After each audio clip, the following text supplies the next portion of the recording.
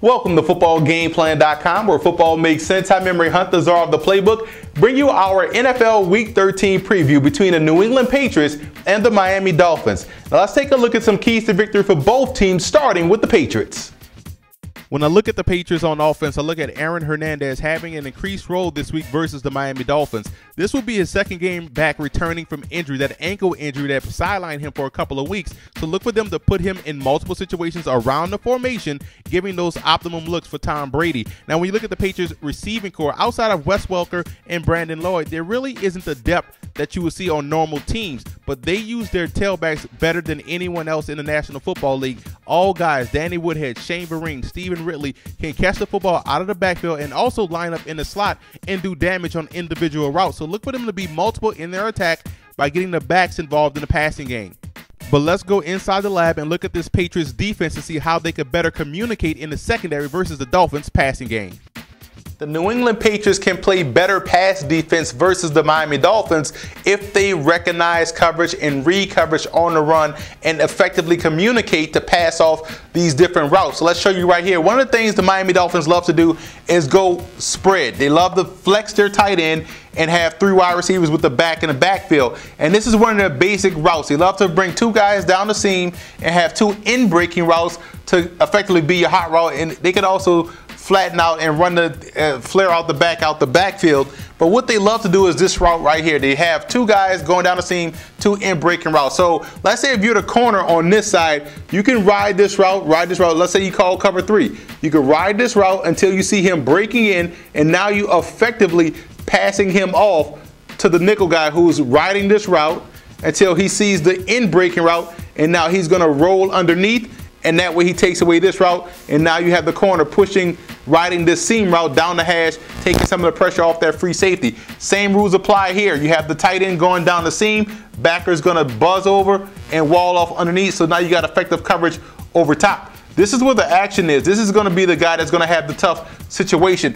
Either you're gonna buzz his linebacker completely underneath this in-breaking route, or you're gonna have this corner follow this guy over top and try to make a play. But if you have to have the back wall underneath the tight end, you can make zone blitzing calls. You can have this guy buzz here and effectively take the underneath, or effectively cover the flatten out right there, and have this backer effectively communicate over and be able to take the in-breaking route. So there's different ways you can communicate. You can call zone blitzes.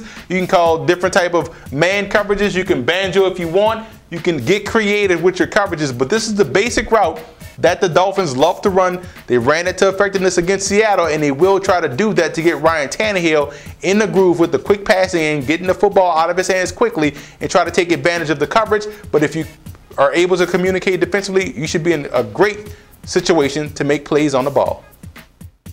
Now let's move over to the Dolphins in this ball game. And Ryan Tannehill last week did something that I've been waiting to see from him since Texas A&M, and that's finish a game with a victory and not be the reason why his team lost. He was able to drive the Dolphins down the field versus a very tough Seahawks defense, and that's all you want to see out of a young quarterback: improvement in clutch situations. And Charles Clay is one of those guys I think is becoming a real threat in this league. He's a guy that provides instant matchup problems for opposing defenses because he can line up in the backfield and also can flank out wide and instantly win those one-on-one battles with linebackers and safeties. Now defensively, you have to like what the Dolphins are doing up front with guys like Paul Soliai and Randy Starks. Look for a lot more twists from these guys this week to try to disrupt the blocking assignments of the New England Patriots. And at the linebacker position, Koa Misi is a guy that I want to spotlight because it's going to be his job to follow around Aaron Hernandez and make sure he's a non-factor, and also stonewalling the edge in the running game to not allow the cutback lanes and being alert in the passing game for those quick screens that the Patriots love to run.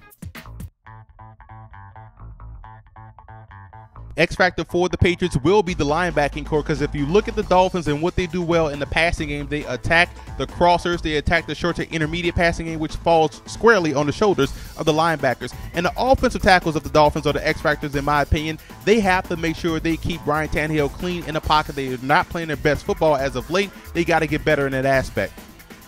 Here are some of my coaching points for both teams in this matchup. When you look at the Dolphins, 55-45 run to pass ratio is what you want to shoot for. That way you get the balance going on the ground, and you also allow Tannehill the opportunity to operate off play action, which gets him into that early rhythm that you want. And defensively, you got to flush Brady off the spot, make it rough for him. Don't allow him to step up and stand there in the pocket. For the Patriots, you want to spread out this defense, weaken that secondary by spreading them out with those backs, get multiple, and that way you can have a chance and screen them up. The Patriots have some of the best backs in the league as far as catching the football is concerned, so utilize those boys in the screen game and also the tight ends involved in the screen game, and the Patriots definitely have what it takes. Now, they also have to win the special team battle, make the Dolphins go the length of the field in order to give yourself a shot defensively.